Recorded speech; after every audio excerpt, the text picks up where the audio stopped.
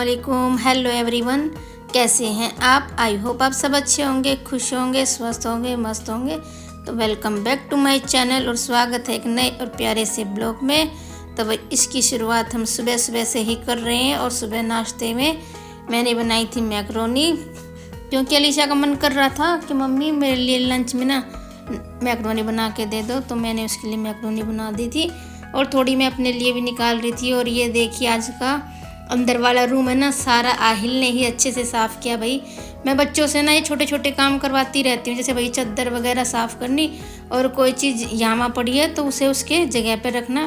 तो ऐसे ऐसे छोटे छोटे काम भाई मैं बच्चों से करवाती रहती हूँ और करवाने भी चाहिए। भाई वक्त का कुछ पता नहीं होता कि कब किस काम की किसे ज़रूरत पड़ जाए और कब कौन सा काम कब हमें करना पड़ जाए। तो बच्चों को ना आदत बनी रहती है भाई, थोड़ा इस छोटे मोटे काम भाई जिस उनकी एज के हिसाब से छोटे मोटे काम भाई बच्चों से करवाते रहने चाहिए।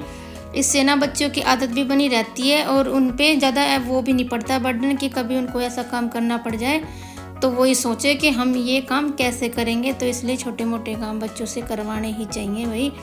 तो भाई फिर उसके बाद ना डस्टिंग वगैरह तो हो ही गई थी अंदर के कमरे की, तो फिर मैं भाई झाड़ू लगाने लग गई और झाड़ू लगाते लगाते मैं आ गई थी सीढ़ियों में।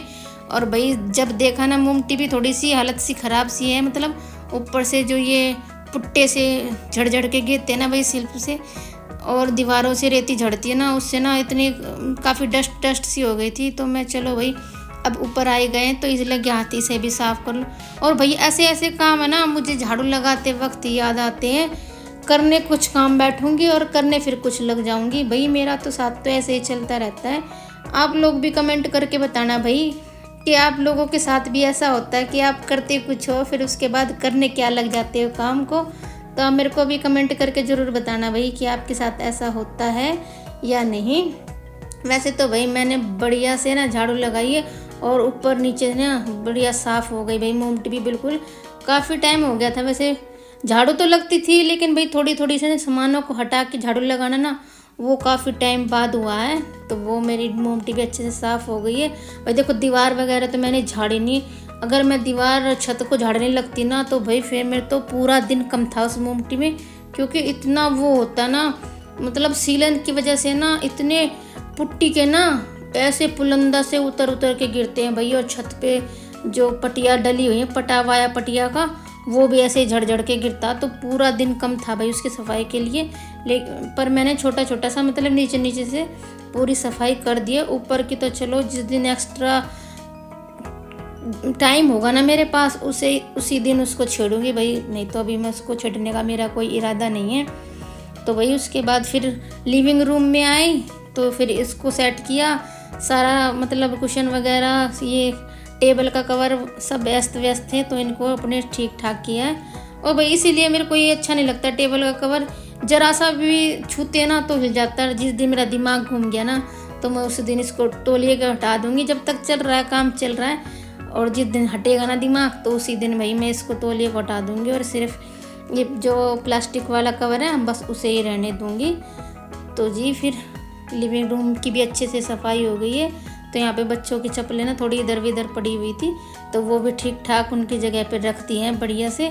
और देखिए कितनी रेती है भाई इसमें, वैसे धूल मिट्टी कुछ भी नहीं है, सिर्फ रेती है जो दीवारों से झड़ती है ना, सिर्फ वो रेती है। ये सारी की सारी मैं मोमटी में से झाड़ के लाई हूँ ना, वो है रेती और जो सफ़ेदी और पुट्टी के जो पुट्टे से छुट छुट के गिरते ना दीवार पर वो ही हैं बस।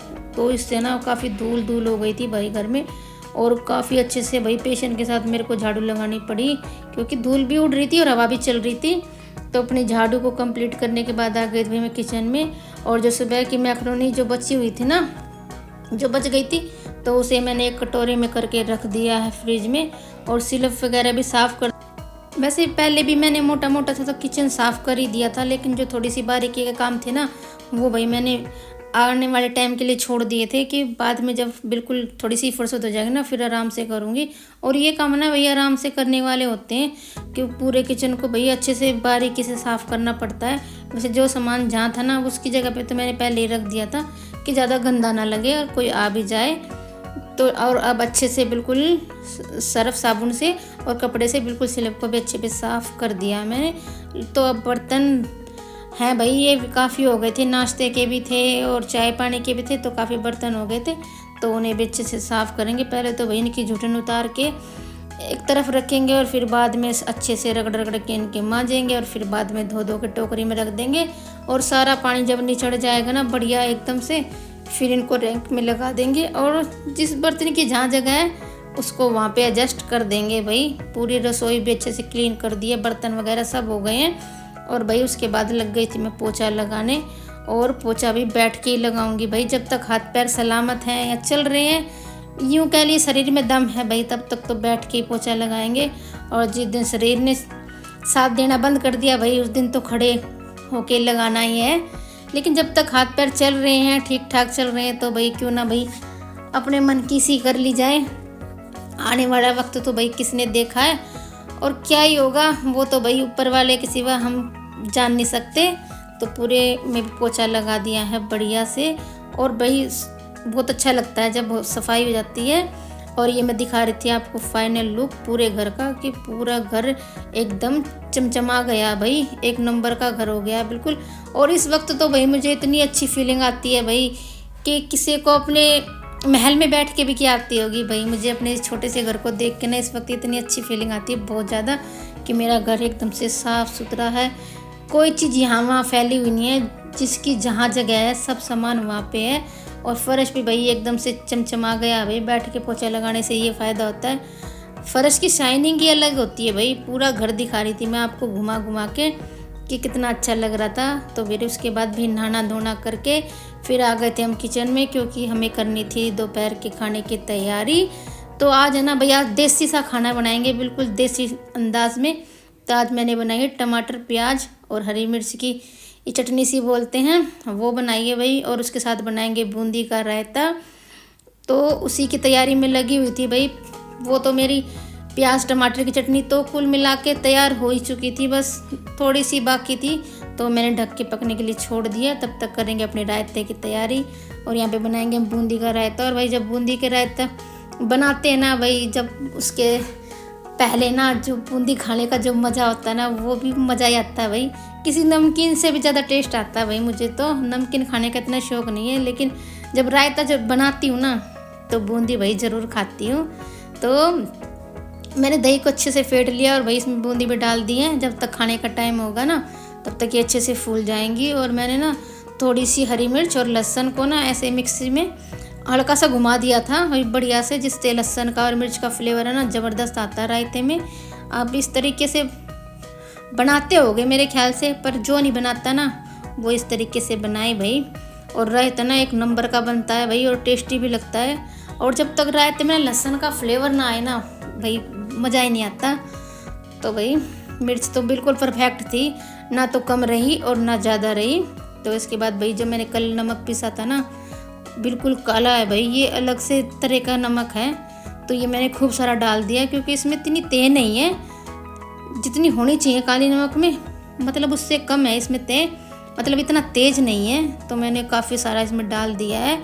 और फिर चेक करके देखेंगे भी भाई ठीक ठाक है या नहीं। लेकिन जो भाई सफ़ेद नमक डालने के बाद ये असली स्वाद तो तभी आता है। तो इसमें थोड़ा सा सफ़ेद नमक भी ऐड करेंगे, जिससे स्वाद अच्छे से आए और उभर।